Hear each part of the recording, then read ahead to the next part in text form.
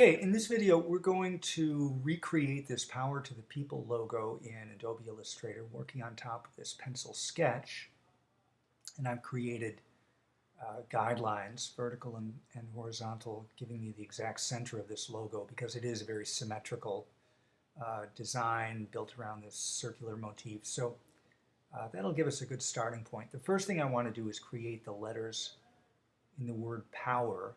Before I do that, I'm going to build this little stylized bow tie shape that sits behind that dark blue shape. And that'll give us a good starting point. I'll begin by drawing a rectangle from the center point and matching it up to the left and right hand sides of that bow tie. And next we'll draw a circle starting from the center point, and that will help us find the arc at the top and bottom of that bow tie shape.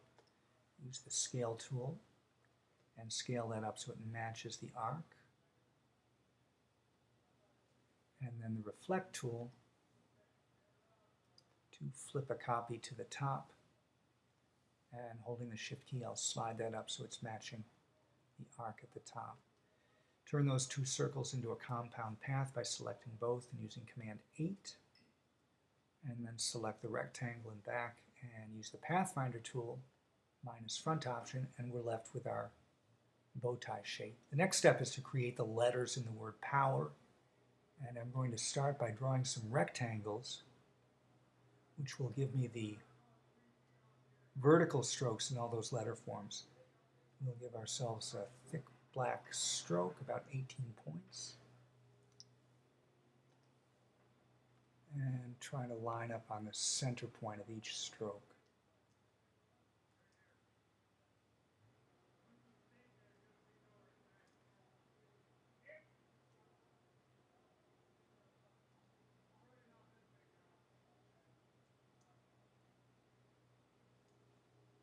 Oops.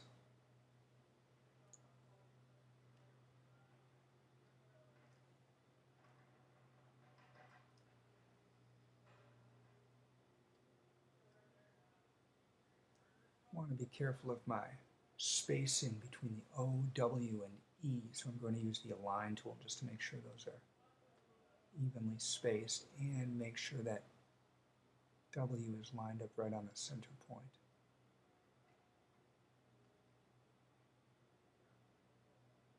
Okay, now we'll duplicate our bow tie shape, and that will give us an arc that we can use to form the horizontal strokes at the top and bottom of these letters, because I want to be sure they're following that arc very precisely. So I'll grab the bow tie shape.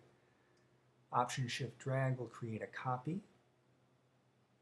Line it up on those top strokes in the letters. And then use the direct selection tool to grab the points at the bottom and drag the bottom arc up so it's matching the letters. And this will also become an 18-point stroke. Now grab those vertical rectangles and turn them into a compound path, Command 8, and then use the Pathfinder tool with the new thick stroke bow tie shape and intersect. And we're left with these, rectangles that form the basis for our letters. Now we have to take the direct selection tool and go in and do a little bit of modification just so they start to look like the letters that we want to create. Just removing the strokes that we don't need. And now we can use the pen tool to redraw a few of these sections.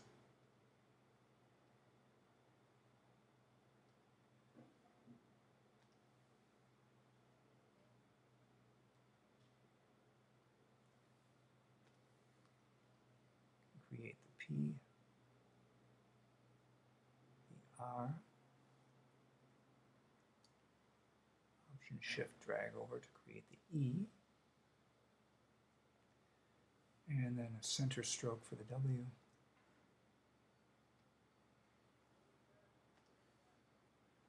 and that diagonal descender for the R.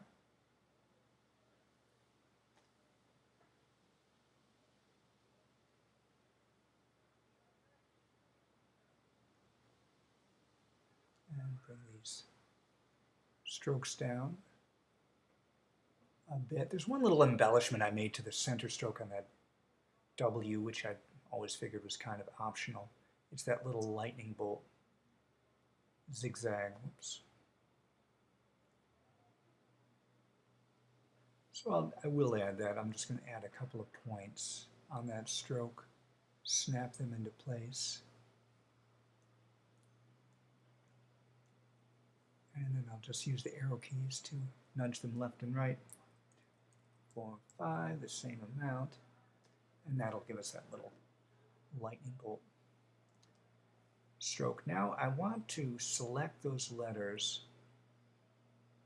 and make a copy. Eventually, we want to give the letters this kind of chiseled three-dimensional look with the shadow on one side.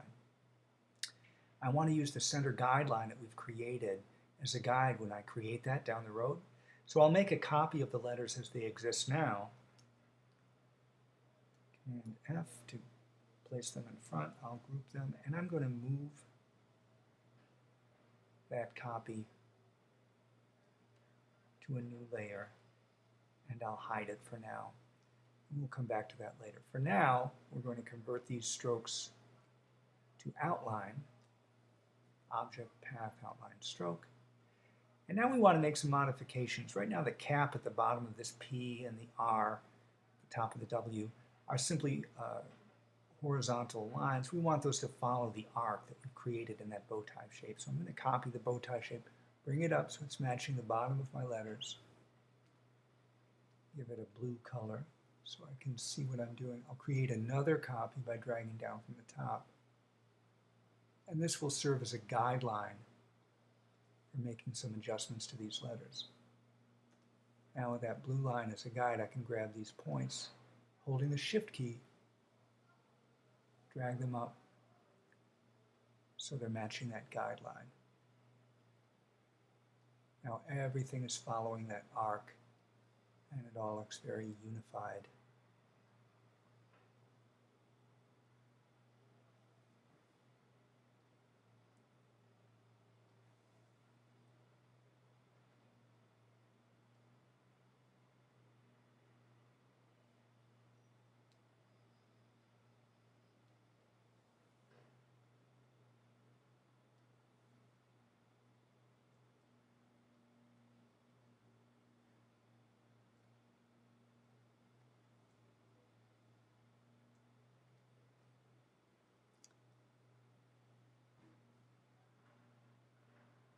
There we go.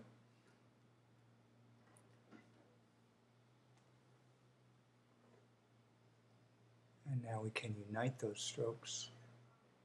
Using the Pathfinder tool, we'll eliminate our guidelines. And now we can add some color. The dark blue bow tie shape. We get a little cyan, magenta, and black.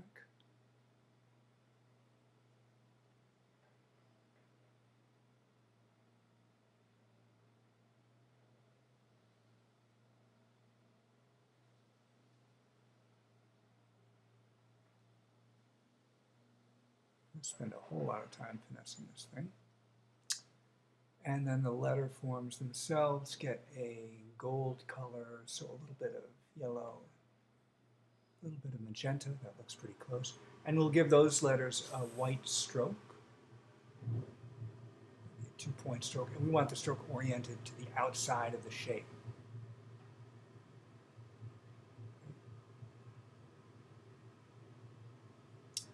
And now I just realized I forgot something. The caps on the strokes of the E need to be vertical. That is an easy fix. Let's make sure we've got those letters united as a compound path. And we'll just draw a shape that we'll use to trim off the extra strokes in the E.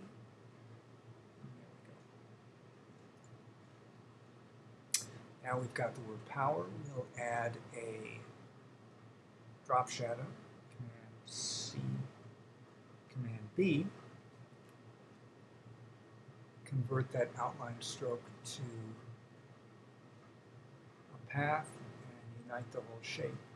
Now we can just use our arrow keys to bump that down and to the right. I'll use the eyedropper tool to fill it with the same color as the background shape, and now we'll just darken that shape up by adding some black and a little more cyan and magenta.